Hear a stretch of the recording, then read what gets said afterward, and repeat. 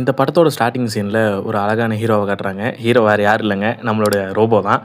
Robot எழுந்த உடனே எங்கடா நம்ம இருக்கோம் அப்படின்ட்டு சுற்றி முற்றி பார்க்குது. கடைசியில் பார்த்தா ஒரு டப்பாலேருந்து எழுந்திருக்குது.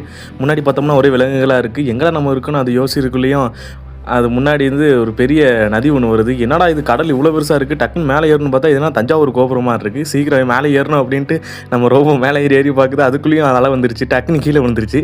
கீழே விழுந்துன்னு பார்த்தா நண்டு ஒரு மாதிரி சைடாக ஏறும். சரி நம்மளும் அந்த நண்டு மாதிரி தான் ஏறணும் போல இருக்குது அப்படின்ட்டு அந்த நண்டு மாதிரியே மேலே ஏறி மேலே வந்துருச்சுங்க ஒரு வழியாக.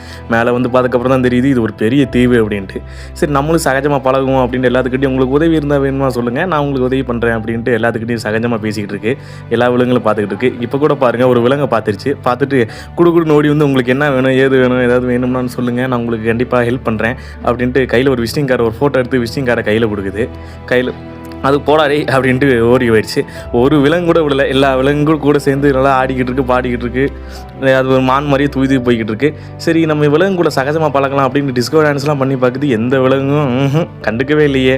சரி ரைட்டு இது வேலைக்காகாது அப்படின்ட்டு நம்ம சிக்னல் கொடுத்துட்டு எங்கே வந்தோமோ நம்ம பழைய போய் அங்கேயே போயிடலாம், அந்த தீவுக்கு நம்ம வாழ வேணாம் அப்படின்னு நினச்சிட்டு இடையிலேருந்து டக்குன்னு ஒரு சிக்னல் மாதிரி ஒரு சிப் மாதிரி வந்திருக்கு. அந்த சிப்லேருந்து லைட்லாம் எரியுது. இந்த லைட் எரிஞ்சால் திரும்பி அந்த பழைய எங்கேருந்து வந்தோமோ அங்கேயே போகிற மாதிரி பார்த்தா டக்குன்னு இடி விடிச்சு எங்கடா போகிற எங்கேயோ உட்காரா அப்படின்ட்டு உட்கார வச்சிருச்சு.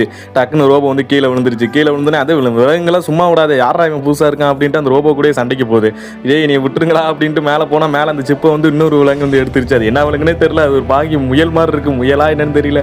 டக்குன்னு அதை எடுக்கலாம் பார்த்தா அந்த மரம் வேற சாஞ்சிருச்சு. மரத்தை சாஞ்சு அதை பிடிச்சிட்டு போனா பின்னாடி அந்த ஒரு காலை மட்டும் எடுத்து அதெல்லாம் பறந்துடும். டேய் காலை எடுக்காதரா அப்படின்னு சொல்லுது. ஆனால் அதுவும் கேட்காம அந்த ரோபோ வந்து எடுத்துருச்சு. எடுத்த உடனே எல்லா விலங்குகளும் தெரிச்சு கீழே விழுந்துருச்சு. விழுந்ததில் ஒரு ஆக்சிடெண்ட்டில் ஒரு சின்ன ஒரு கல் மாதிரி கீழே விழுந்துருச்சு. கீழே விழுந்தோடனே என்னடா இது பின்னாடி ஏதோ ஒரு மாதிரியாக இருக்குது அப்படின்ட்டு அந்த ரோபோ வந்து சுற்றி முற்றி பார்க்குது. சரி என்னடா இது இப்படி ஆகுது அப்படின்ட்டு லைட்டாக கொஞ்சம் ஒரு மாதிரி பச்சை கலர் தெரியுது.